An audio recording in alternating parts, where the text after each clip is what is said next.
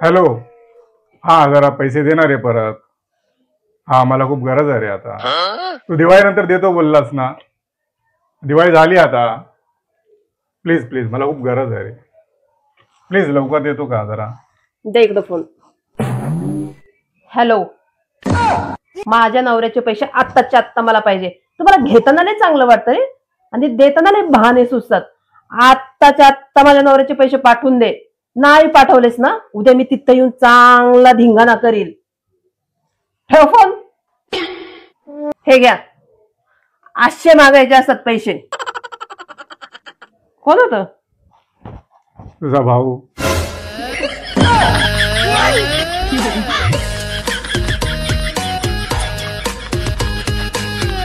Hello Dada. Hello Dada.